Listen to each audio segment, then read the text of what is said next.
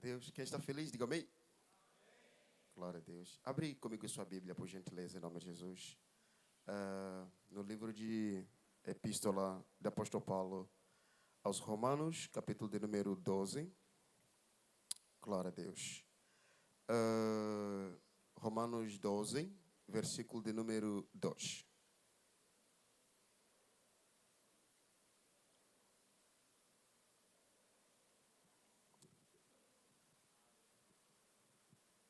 Romanos 12, versículo de número 2. Que achou? Diga bem. Eu gostaria de fazer uma leitura, e se você puder e quiser ficar de pé, eu agradeço, tá? Diz assim a palavra de Deus, no livro de Romanos, capítulo 12, versículo de número 2. E não vos conformem com os padrões deste mundo, mas deixem que Deus os transforme pela renovação da vossa mente, para que possam experimentar qual boa, agradável e perfeita vontade de Deus. Eu vou ler só mais uma vez, para ver se a gente consegue glória por aí, tá? No versículo 2. Não vos conformeis com os padrões deste mundo, mas deixem que Deus transforme vocês pela renovação da mente, para que possam experimentar qual boa, agradável e perfeita vontade de Deus. Amém. Coloque sua mão sobre o seu coração. Eu quero fazer uma oração aqui rápida. E essa oração não estou orando pela palavra, porque a palavra de Deus já é boa, ela é boa, e nós não. Então quero orar por nós. Senhor, faça com que essa semente lançada aqui hoje, ela caia numa terra boa, para que não seja aquela semente que caiu nos espinhos, que foi sufocada e não cresceu, ou seja, aquela semente que caiu na estrada, que o sol e os pássaros levaram logo em seguida, ou aquela que caiu nas pedras, que ficou simplesmente no raso, sem profundidade. Queremos ser aquela semente que caiu numa terra boa, que cresceu, deu frutos que duram para sempre. Senhor, use-nos nesta noite. Eu sei que o Senhor está aqui desde o primeiro minuto desta programação, e o Senhor continuará conosco até no final, em nome de Jesus. O Senhor não precisa de homens nem mulheres para curar pessoas. Então, se te apraz nesta noite, cure, Senhor, toda depressão, cure toda ansiedade, cure toda enfermidade física, espiritual, emocional. Enquanto a palavra é ministrada, Senhor, cure a sua igreja e aviva-nos em nome de Jesus. A igreja diga amém. Tome seu assento, por gentileza.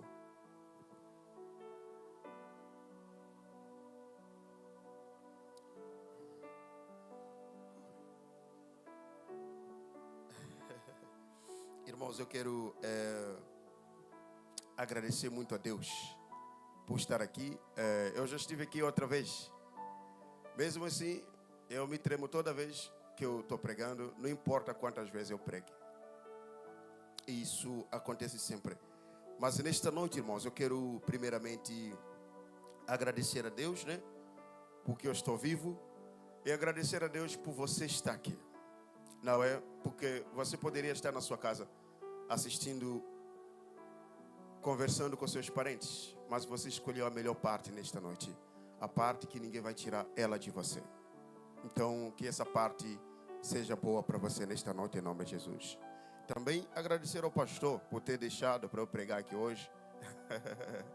Muito obrigado. E meu amigo, sou Clínio, Deus abençoe sua vida, sua esposa, tá? Deus continue abençoando sua família poderosamente. Irmãos, eu quero hoje trazer uma palavra bem breve, tá? E vou tentar falar muito devagar, para ver se vocês entendem as palavras. Hoje a gente quer ministrar sobre o poder da mudança. Fala comigo, o poder da mudança. É sobre esse assunto que eu quero trazer com os meus, compartilhar com os meus irmãos nesta noite. Porque mudanças ela nos dá a capacidade de nos conectarmos com o sobrenatural. Por que a gente precisa ministrar sobre mudança? Mudança é sinônimo de metanoia. Mudança, seja de mente ou de vida. Por que mudança é muito importante? Porque a nossa maior glória como cristãos, ela não está em nós irmos na igreja ou simplesmente em nos vestirmos melhor. Porque os mundanos fazem isso também. A nossa maior glória como igreja, ela está em mudanças. Vamos ver o apóstolo Paulo ministrando para os irmãos de Coríntios 5, 17 em diante, 2 Coríntios. Ele vai dizer assim: quem está em Cristo Jesus é a nova criatura. As coisas velhas ficam para onde? Para trás. E tudo se faz novo. A nossa maior glória não está em quanto tempo nós congregamos, nem muito menos enquanto nós conhecemos a palavra ou quão bons somos nós em louvores ou em adorações. A nossa maior glória está em mudanças, novidade de vida. Não, mas eu estou na igreja há muito tempo, como que você vai falar assim? A Bíblia fala de um homem, antes de eu entrar no meu tema dessa noite, para você entender que esse tema é muito crucial. Houve um homem chamado Nicodemos, que vocês conhecem a história dele melhor que eu. A Bíblia diz que ele era principal dos judeus. Talvez conhecia mais a Bíblia do que o Senhor e eu junto. Esse homem tinha seus seguidores, era admirado. Se fosse a época de Instagram, como hoje, talvez ele teria milhões de seguidores atrás dele. A Bíblia vai dizer que num dia ele foi ter com Jesus. No encontro dele com Jesus, a ministração, a palavra foi cirúrgica, direita, objetiva e concisa. Nicodemos, você precisa nascer de novo. Mas como nascer de novo? Eu sou um grande pregador já. Eu doei muitas ofertas para a igreja já. Eu estou na igreja desde 1900. Nicodemos, você precisa nascer de novo. Não vem dizer que está tudo muito bem com você. Sempre vai ter uma área que nós vamos precisar mudar. E essa vai ser uma noite que Deus vai nos constranger um pouco. Onde que você vai olhar para você. Por que estamos numa geração de pessoas jovens revoltadas com a igreja? Eu estava conversando esses dias com um jovem. Aí eu perguntei, o pai dele e a mãe também são da igreja, pastores e tal. Aí eu disse, e aí jovem, quando você crescer, quer ser quem? Ele disse, eu quero ser tudo, menos pastor. Eu quero ser tudo menos homem de Deus. Por quê? Estamos numa geração de pessoas que acham que ser cristão, servir ao Senhor, é só estar aqui, porque aqui todo mundo é santo, todo mundo é perfeito. Estamos num tempo que a gente não precisa apresentar Jesus pelas palavras, precisamos apresentar Jesus pela nossa vida. Coisas que muitas pessoas não fazem. Então, a nossa maior glória não está em quanto tempo vamos na igreja, está em como as pessoas enxergam para nós lá fora. Quando as pessoas olham para nós, o que elas dizem? Deus mudou a vida daquela pessoa, porque evangelho é mudança, evangelho é transformação. Eu posso ser usado muito por Deus, mas tem que chegar uma fase da minha vida que eu tenho que olhar para mim, me comparar ao Abacuque de 2010 e o Abacuque de 2026. Se alguma coisa mudou ou não. Porque se nada mudou, meu irmão, você precisa se encontrar com Jesus. Porque todos que tiveram encontro com Jesus mudaram suas vidas.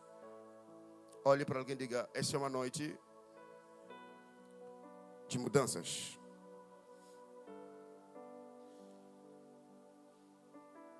De repente os irmãos, nossa, ele vai trazer uma pregação tão chata para nós hoje nessa noite. Que triste, né? Mas vem cá. No livro que nós acabamos de ler agora, apóstolo Paulo, ele faz uma pregação. E a pregação do apóstolo Paulo é para uma igreja que está na Itália, em Roma. Só que na pregação de apóstolo Paulo, ele vai trazer umas senhas muito interessantes no finalzinho. Onde que vai dizer que, porque a vontade de Deus é boa, perfeita e agradável. Pastor, nós todos gostaríamos de experimentarmos a vontade de Deus, sim ou não? Quem que não gostaria de viver a vontade de Deus em sua vida? Todo mundo queria, mas todo mundo consegue viver essa vontade? Não. Por quê? Existem algumas senhas, uns códigos, que nós precisamos ver. Elas nos ajudam a mudarmos. Mudarmos ao ponto de experimentar a vontade de Deus, que é boa, perfeita e agradável. Olha só como que ele começa a sua pregação. Ele começa a sua pregação dizendo assim: não vos conformeis. Essa é a primeira senha liberada para nós vivermos a vontade de Deus em nossas vidas. O que é se conformar? Se conformar é tomar forma de alguma coisa. É que nem água. Se você colocar no copo vermelho, ele fica vermelho, parece vermelho. Se você colocar ela no copo, vamos lá, preto, ele fica preto também.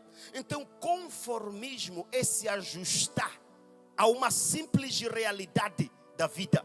E o apóstolo Paulo já começa nesse mesmo versículo dizendo: não vos conformeis. Então, qual é a primeira senha para poder Deus mudar a nossa vida? É sairmos do conformismo. E sabe para quem os milagres acontecem? Os milagres só acontecem para as pessoas inconformadas.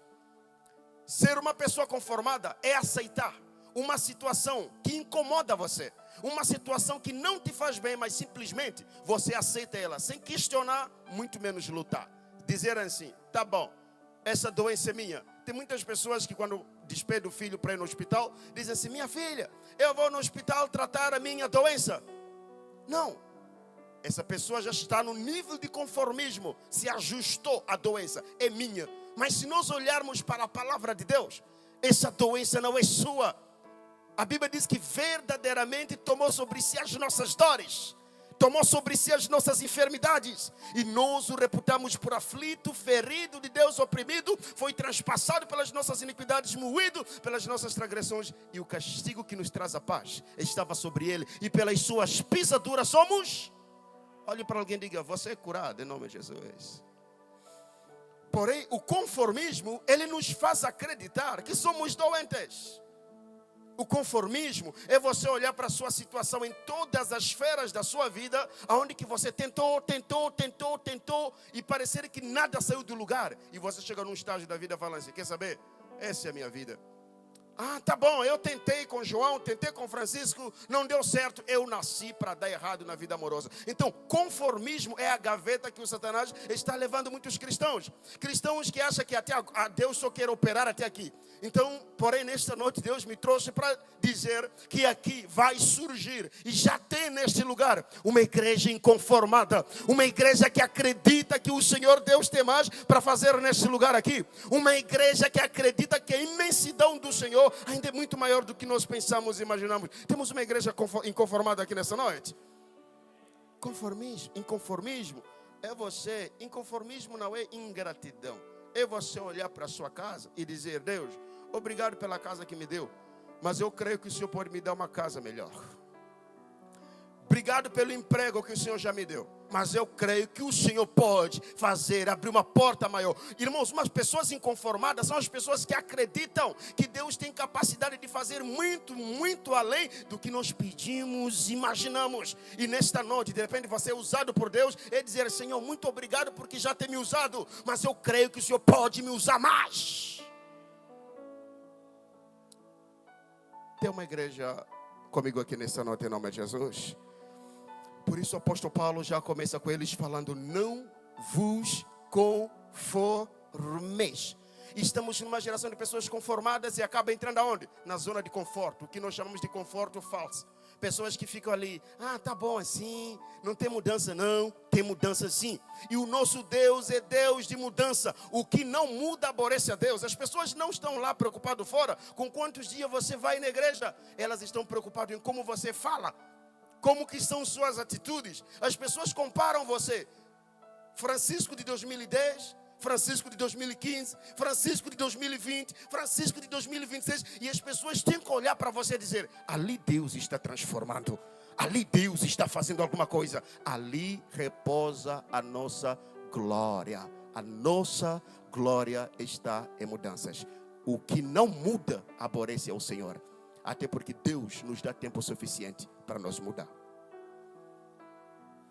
A igreja está aqui comigo nessa noite? Olha só, está todo mundo zangado comigo nessa igreja, eu nem fiz nada. Porém, escute uma coisa interessante, já vamos chegar no finalzinho. Então o apóstolo Paulo já começa dizendo para eles: não vos conformeis. Se de repente você está aqui, se conformou: ah, eu vou morrer solteira para sempre. vai morrer solteira para sempre, nada. Eu vou ficar assim para sempre nessa casa pequena. Você não vai, você vai experimentar a vontade de Deus, que é boa, perfeita e agradável. Sabe como que eu sei que você vai experimentar? Porque Deus está levantando uma geração inconformada neste lugar aqui. Se você está a passar por uma experiência escura e triste da sua vida, você só precisa ficar vivo. A nossa vida é feita de fases. Não estamos em cima sempre.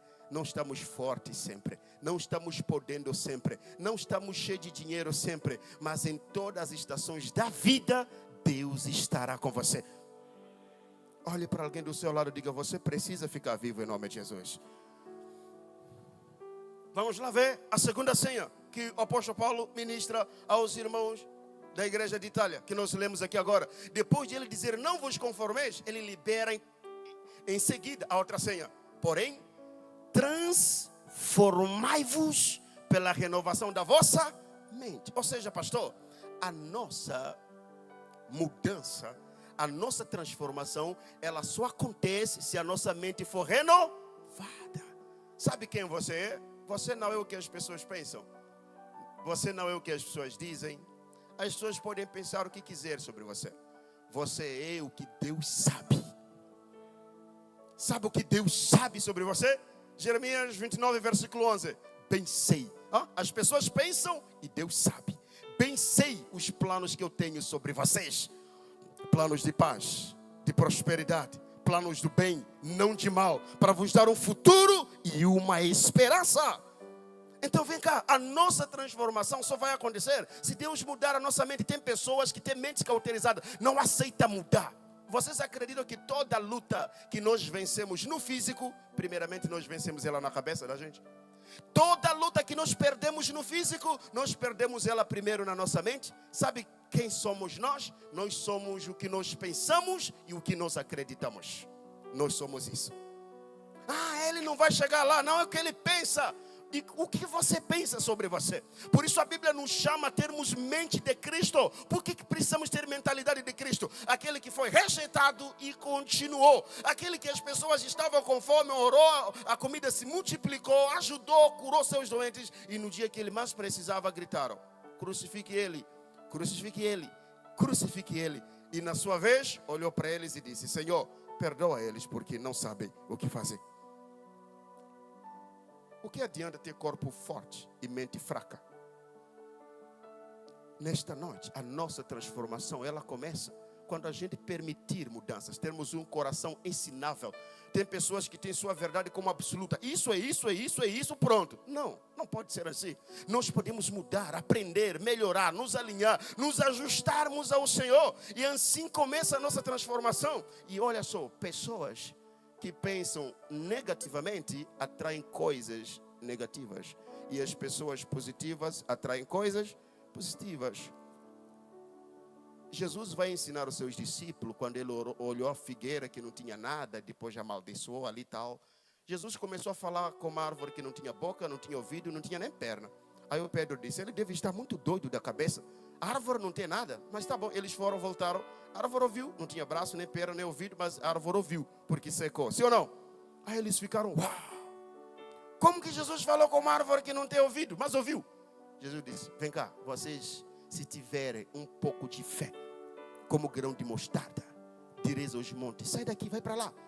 Faça isso, vai acontecer. Ou seja, entre aspas, o que nós dissermos com a nossa boca venha, isso virá. O que dissermos com a nossa boca saia, isso vai sair.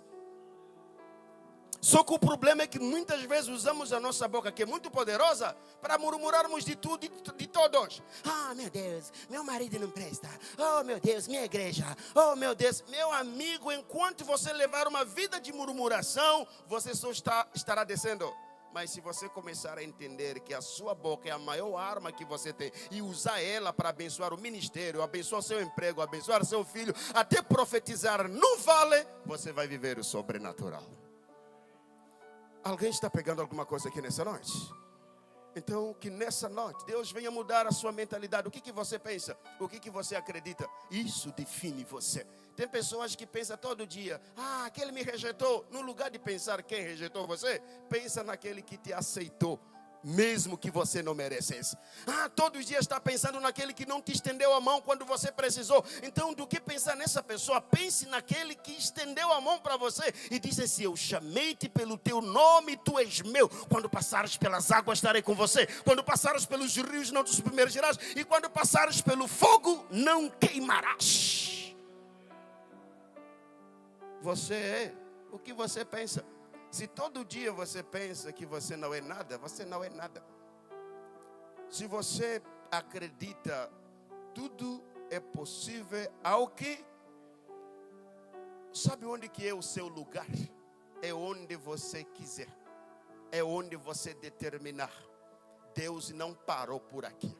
Deus quer fazer mais. Só Ele fará mais se você quiser.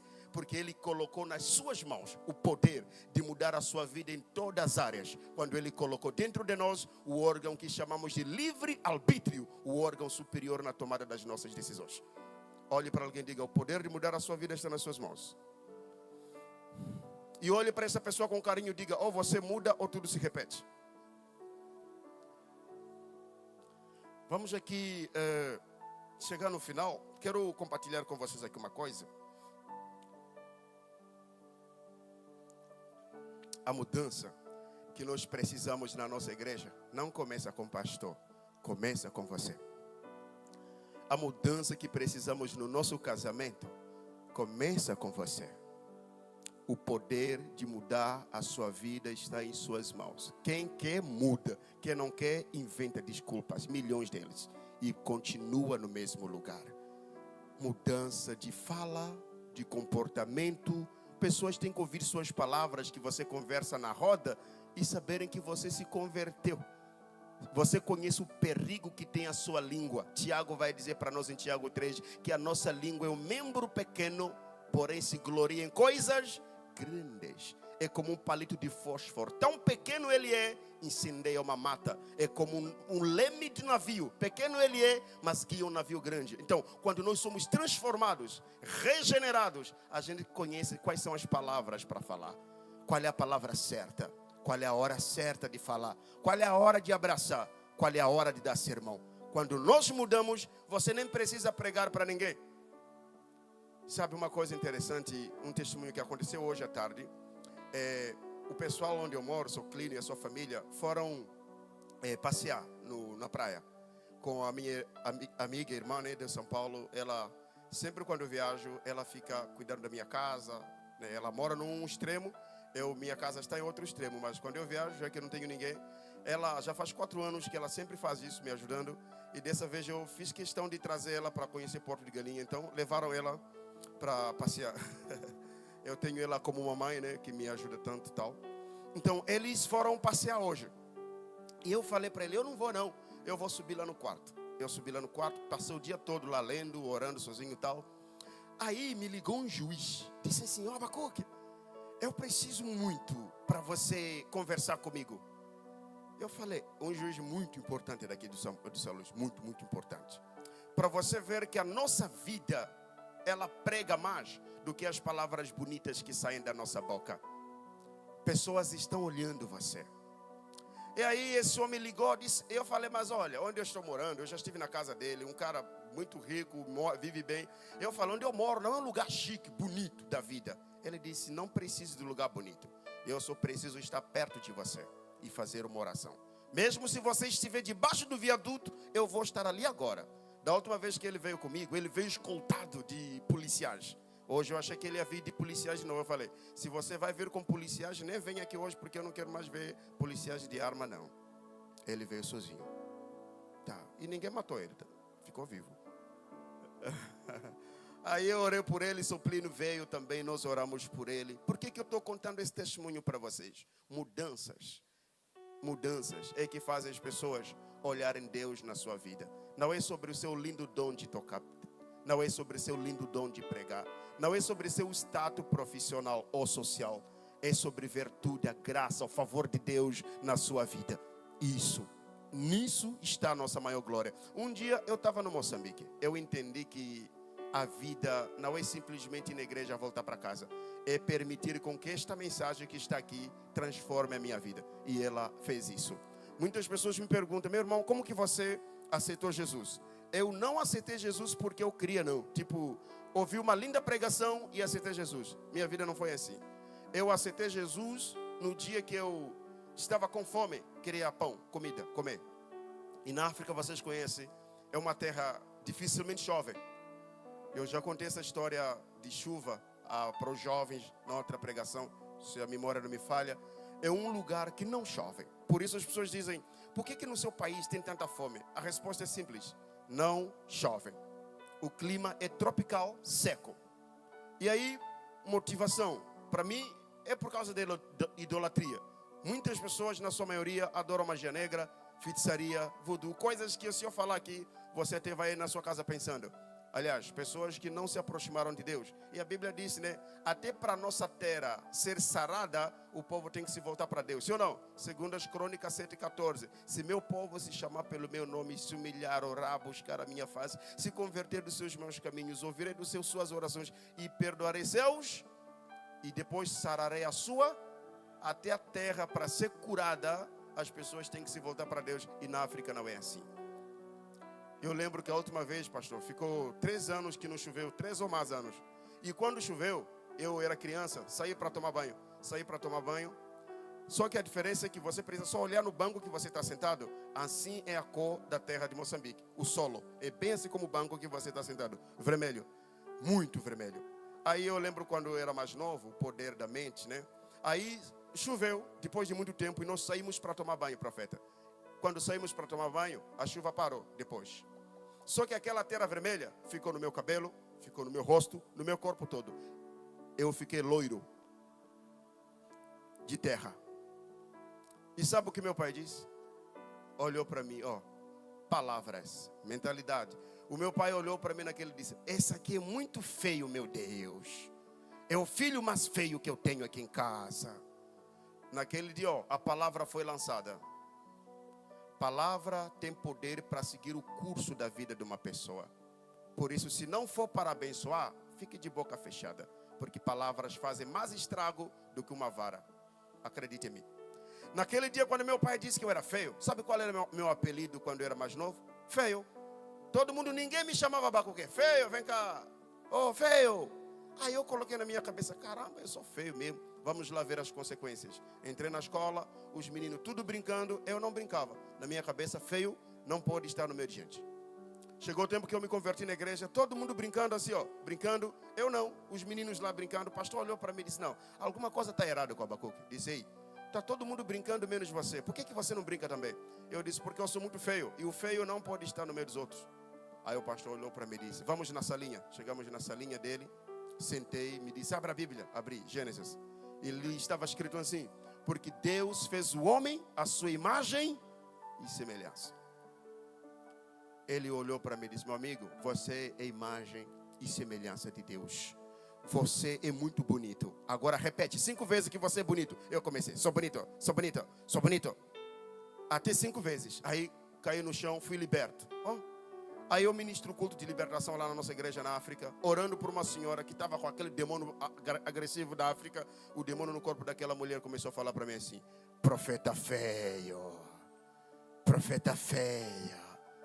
Aí eu olhei para aquele demônio e disse, você chegou muito atrasado. Eu sou muito bonito mesmo, eu sou.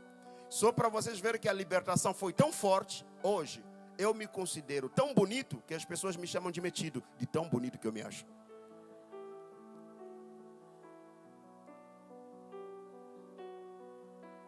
Você não é o que o mundo diz. Você é o que Deus diz. Que nessa noite você permita mudanças. De repente alguém cultua informações na sua cabeça. Não vai ser ninguém, não vai ser ninguém. Não, tira isso da sua cabeça. Você vai ser tudo que Deus preparou. Alguém está aqui comigo nessa noite em nome de Jesus? Deixa eu falar uma coisa interessante para vocês, o que eu estava falando. Aí, o poder de mudança, já estou finalizando já, tá? Só para você entender que o poder para mudar a sua vida está nas suas mãos. Tudo que nós precisamos começa conosco. E o poder está em você. Você que se quiser, não só com palavra, com atitude, se quiser, Deus vai se revelar a você. Porque me revelou a mim. Eu me converti porque eu queria pão, comida. E não tinha em casa para comer. Me converti porque eu queria beber água. E a água que nós bebíamos era água do poço. Só que o poço estava seco. A gente queria esperar aquela água azul, assim, aquela água amarelada, crescer um pouquinho para depois nós tirar. Só que enquanto ela cresce, ninguém tem que tirar, porque ela tem que subir. Só que enquanto ela sobe, a gente está com sede. Sim ou não? Aí estava nesse dia, eu falei para os meus irmãos, vamos lá ouvir uma pregação ali. Tinha uma pregação acontecendo. Fomos lá ouvir aquela pregação. E sabe, aquele pregador dizia o quê? Dizia duas coisas. Jesus é o pão da vida, Jesus é a água que mata a sede. Ele repetiu essa frase várias vezes. Eu falei, Jesus é pão? Eu me converti pensando que Jesus era pão que se vende na padaria. Naquele dia, aquele irmão pregando, eu fui lá no altar, aceitei Jesus. No final eu falei, e aí, cadê o pão e água? Ele disse, meu amigo, eu vou te dar um pão diferente.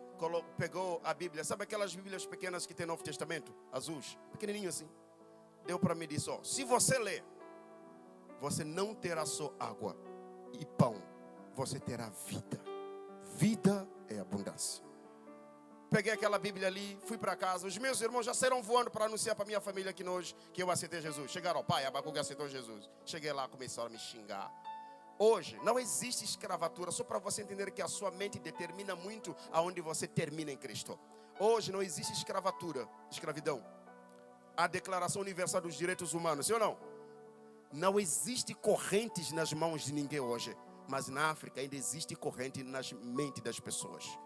Pessoas presas mentalmente, que carregam consigo complexo de inferioridade. Pessoas que acreditam que não são nada. Você é o que você acredita. E meu pai acreditava que nós não éramos nada. E sabe, depois do jantar, o que ele conta para nós? Ele só falava 3 coisas todos os dias. Nós somos descendentes de escravos. Nós somos a nação mais perdedora do mundo. E nós não somos nada. E todos os dias ele falava isso para nós. E a Bíblia vai dizer que o poder da vida e o poder da morte está sobre a nossa língua. O que você libera para seus filhos torna eles vencedores ou derrotados. Meu pai estava formando filhos derrotados. E quer saber? No dia que eu ganhei aquela Bíblia, ele estava lá na reunião dele, eu estava lá no quarto lendo. E a minha Bíblia não dizia que eu era escravo, dizia que era filho de Deus. A minha Bíblia não dizia que eu era um derrotado, dizia que eu era mais do que vencedor em Cristo. A minha Bíblia não dizia que eu era mais fragilizado. Não. Eu falei, pai, eu preciso falar uma verdade para o Senhor. Nós não somos escravos, não. Nem perdedor nós somos. Nós somos filhos de Deus. Ele, quem falou isso para você? Eu falei, a Bíblia. Ele disse, sai daqui, sai. Mente cauterizada, que não aceita mudança. Era assim. E quer ver? Isso mudou a minha vida. Eu comecei a ler a Bíblia e eu acreditava em cada vírgula que está aqui nessa Bíblia. Eu acreditei tanto nisso. Li. Tudo é possível que crê. Sois mais do que vencedor. Se credes, verás a glória de Deus. Eu li. Chegou num tempo que a minha mente, que estava assim, hoje é assim.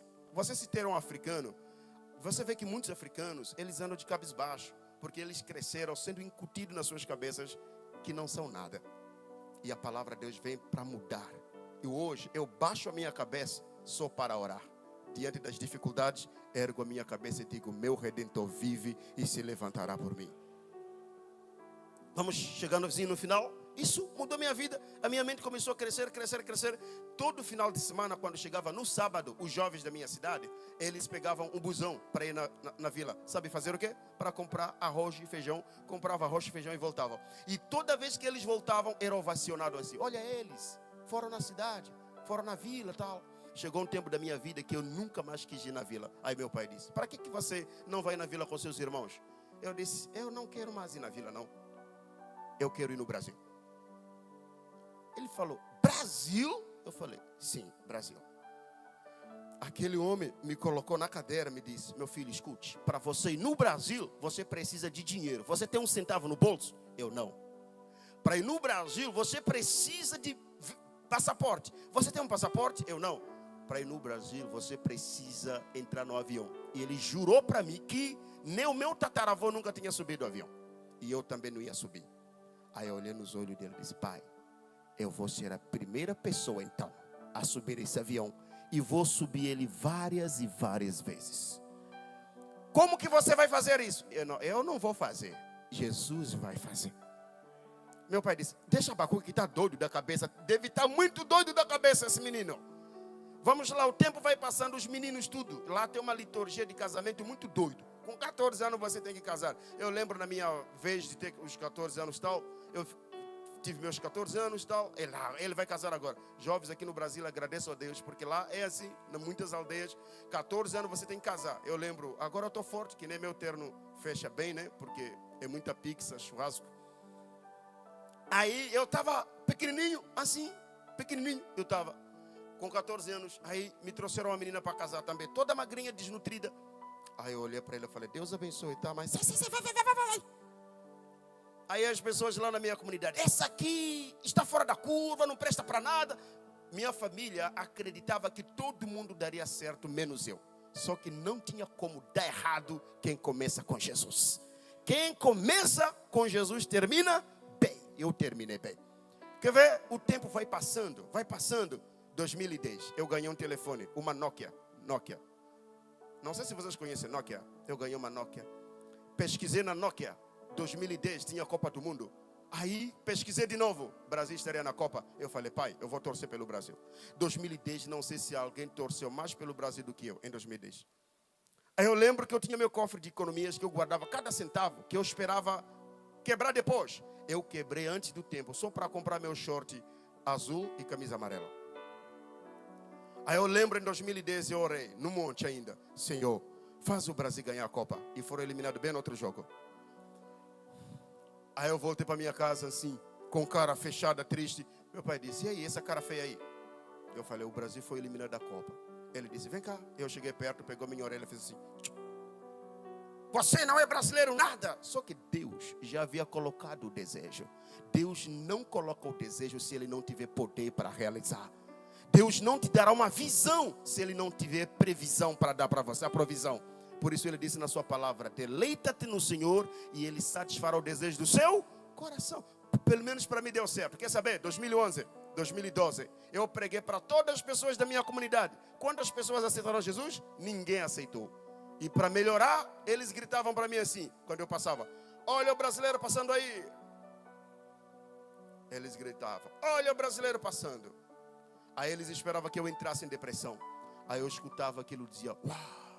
Até meus inimigos sabem que eu sou brasileiro, mano.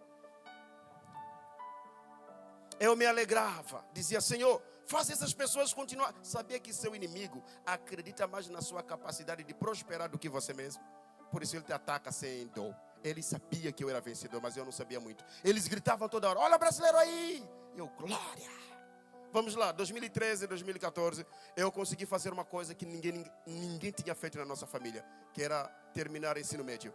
É uma luta enorme para você terminar o ensino médio na África, porque lá ninguém estuda de graça. No Brasil, jovens, aproveite estudar, porque no Moçambique você tem que pagar para estudar, e no Brasil você estuda de graça, ainda recebe dinheiro para não ser na escola. Não é verdade? E mesmo assim, muitos jovens são burros. Quer dizer, os jovens são de São Paulo que são burros. Aqui de Pernambuco é tudo inteligente, pastor, aqui. Alguém está aqui comigo aqui nessa noite em nome de Jesus? Vamos lá, eu terminei o ensino médio, aí meu pai falou para mim, estudou para quê? Eu falei, estudei porque eu vou fazer faculdade. Ele falou, aonde? Eu falei, no Brasil. Ele queria saber como que isso daria certo. Eu também não sabia, mas eu tinha certeza que toda expectativa colocada em Deus, essa não será frustrada.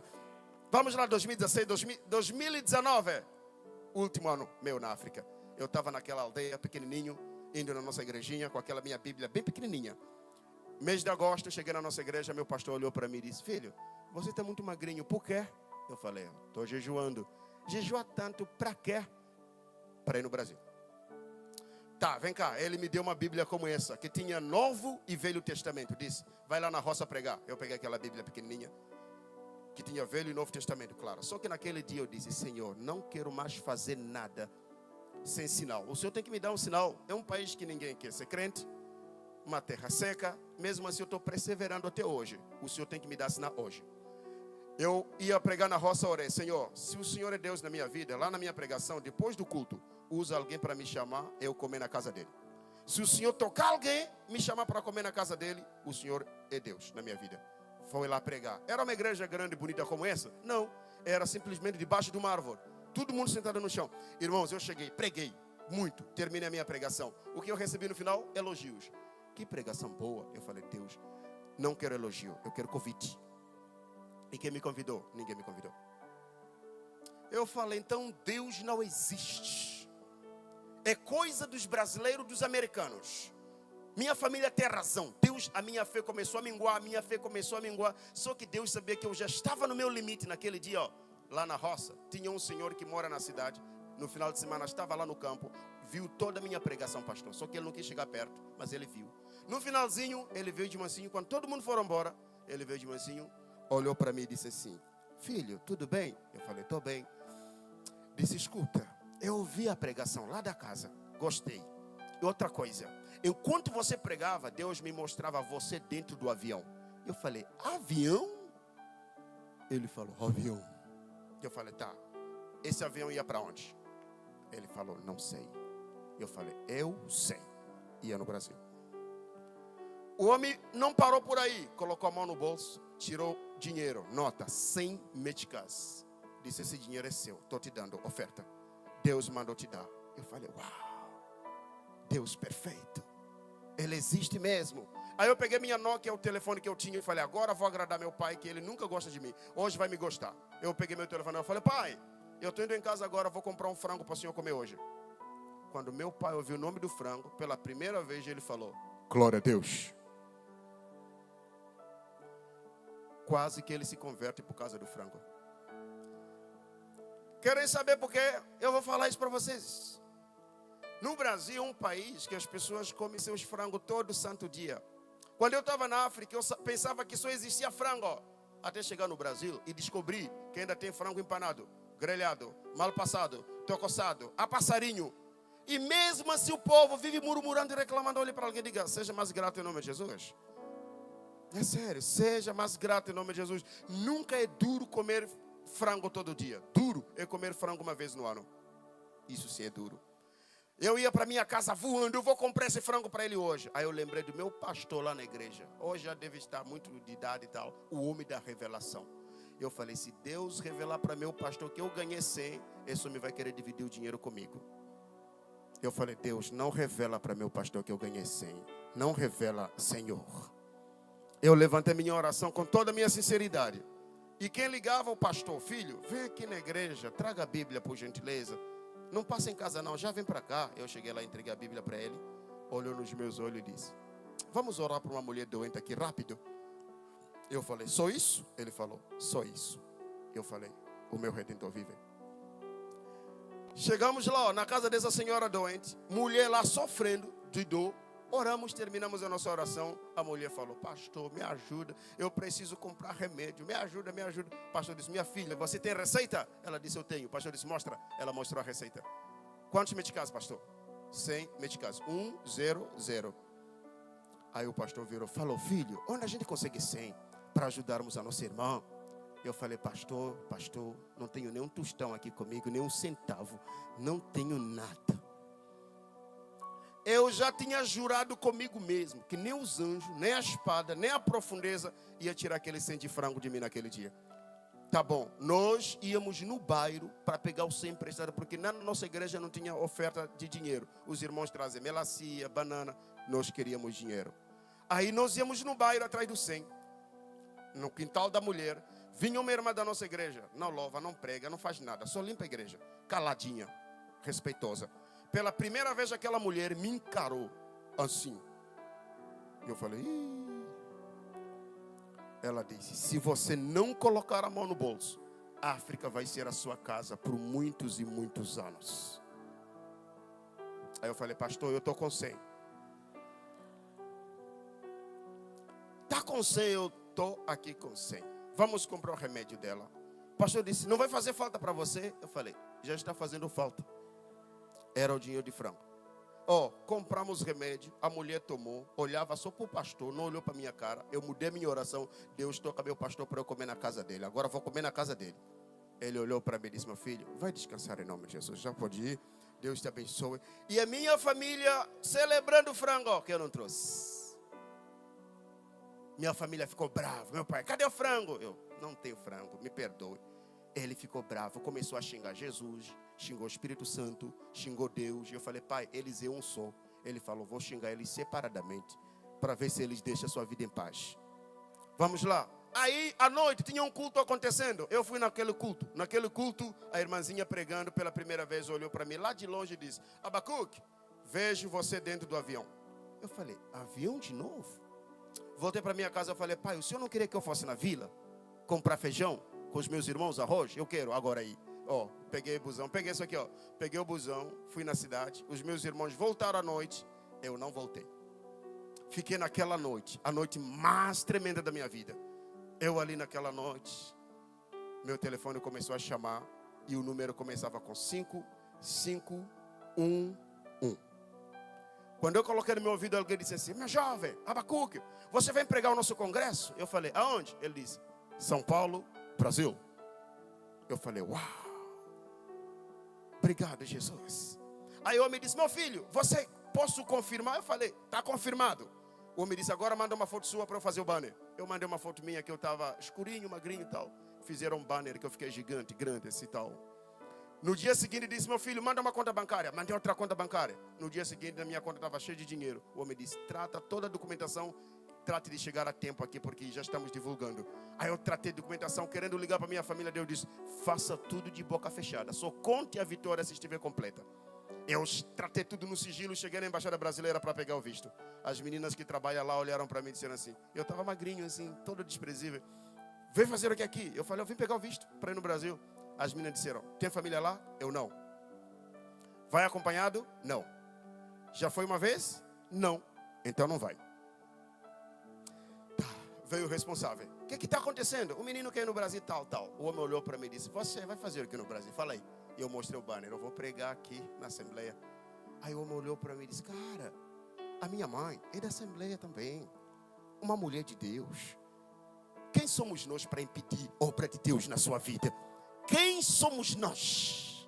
Aí o homem começou a chorar. 5 minutos conversando, já estava chorando. Eu falei, o senhor para de chorar, me dá o visto? Ele disse, daqui a 7 dias você volta. 7 dias se foram. Deus não me deu só visto.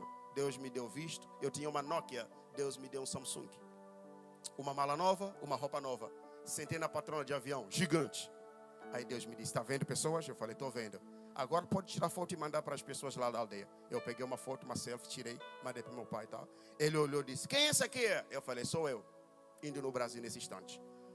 Aí trouxe meu irmão mais velho para ver. O meu irmão olhou e disse, pai, Abacuque é inteligente, isso aqui é pura montagem. Inteligência artificial. Ei, vai chegar um nível da sua vida que Deus vai te exaltar tanto que as pessoas vão achar que é inteligência artificial. Isso é profético, se você quer receber em nome de Jesus. Peguei meu avião, cheguei no Catar, fiz conexão, cheguei no Guarulhos, São Paulo. Quando eu estava em Guarulhos, Deus me disse, agora não manda foto não, liga no vídeo. Eu liguei no vídeo, eu falei, pai, o senhor fala no vídeo? Ele fala, liguei e tal. O meu irmão olhou também, disse, ele está no Brasil. Pela primeira vez o homem começou a gritar, sou o Senhor é Deus, sou o Senhor é Deus, sou o Senhor é Deus. Naquele dia ele se converteu. Preguei 10 anos, não quis, mas naquele dia eu quero aceitar Jesus hoje. Eu falei, amém. Meus irmãos, minha família, todos aceitaram Jesus. Aí eu preguei um baita congresso em São Paulo. Peguei todas as minhas ofertas, mandei para eles. Eu falei, pai, agora o senhor vai fazer uma festa de frango. Foi feita uma festa de frango. E todos que comeram aquele frango se converteram na nossa igreja, estão lotados. Olha para alguém e diga, o poder para mudar a sua vida está nas suas mãos. Olhe para alguém e diga, ou você muda, ou tudo se repete. Fique de pé nessa noite em nome de Jesus. Coloque sua mão sobre o seu coração, por favor.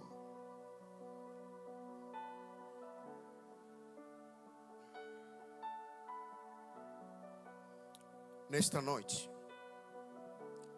às vezes você fala, eu não consigo mudar. Você consegue sim. Deus quer fazer algo novo na sua vida. Quem sabe é o tempo certo para mudar de amizades. Porque a nossa vida é feita de círculos. Círculos se encerram e círculos iniciam. Mudanças são necessárias. Pessoas têm que olhar para você e dizer, eu conheci esse Abacuque em 2010. Era só pele e osso. Mas olha para ele agora. O que aconteceu? Deus fez algo novo na vida dele. Pessoas têm que olhar para você e dizer: eu conheci esse aqui bebendo, falando palavrões, xingando, fazendo tudo que não presta. Mas olha para ele hoje, cheio do Espírito Santo, cheio da presença de Deus, restaurado e renovado. Nisso está a nossa glória. E acredite se você quiser, tem pessoas que só vão se converter se Deus mudar a sua vida primeiro. E Deus quer e vai mudar a sua vida financeira, sua vida amorosa, sua vida espiritual, sua vida profissional. Deus está dizendo que esse é o ano de mudanças. Coloque sua mão sobre o seu coração. Senhor, eu quero te apresentar a sua igreja nesta noite. Estão aqui pessoas que de repente estão levando uma vida de rotina, parecer que nada sai do lugar, nada muda. Mas nesta noite eu vim pregar o Deus de mudança sobre este lugar. Como diz a tua palavra lá em Isaías 43, versículo 18 e 19. Não vos lembreis das coisas passadas, e nem considereis as coisas antigas. Eis que faço coisas novas. Abrirei caminho no deserto e rios no ermo. Senhor, nesta noite eu creio que o Senhor é o Pai de mudança. Profetizo, o Senhor Deus da glória, jovens restaurados, jovens mudados espiritualmente. Aqueles jovens que outrora eram covardes, mas serão tomados pela sua presença, vão pregar com ousadia e autoridade. Aqueles homens que eram devagar, que eram lentos na sua presença, meu Deus, eu creio num tempo que eles serão tomados pela sua glória, como diz a tua palavra, que nos últimos dias eu derramarei sobre toda a carne meu espírito, e vossos jovens profetizarão, e vossos velhos terão visões. Pai, eu quero declarar nesta noite que o Pentecoste ainda não acabou, porque vai acontecer nessa igreja, vai acontecer neste lugar. Homens e mulheres serão tomados, serão renovados, serão curados. Pai Deus da glória, irão experimentar uma fase de crescimento espiritual. Eu levanto esta oração, Senhor, dizendo que toda depressão, toda ferida aberta, crise de isolamento, Senhor, dívidas, qualquer coisa que estiver atrapalhando homens e mulheres que está nesta geografia, seja visitado pela sua glória nesta noite, seja visitado pela sua presença nessa noite. Eu posso declarar nesta oração, Deus, e dizer que este lugar está cheio da sua glória, este lugar está cheio da sua presença, Pernambuco está cheio da sua glória. Esse é o tempo, Senhor, que queremos mudar,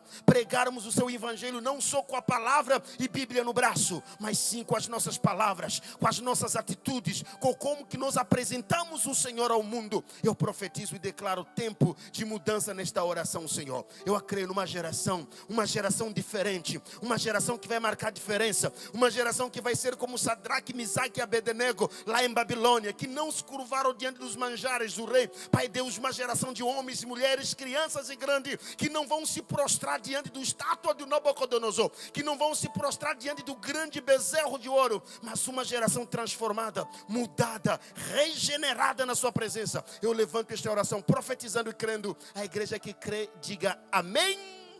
Aplauda ao Senhor nosso Deus nessa noite. E Deus abençoe vocês. Pastor, obrigado. Deus abençoe vocês ricamente. Deus abençoe suas famílias. Você que estava doente já está curado em nome de Jesus. As portas estão abertas. E olhe para alguém do lado e diga: fique vivo, tá bom?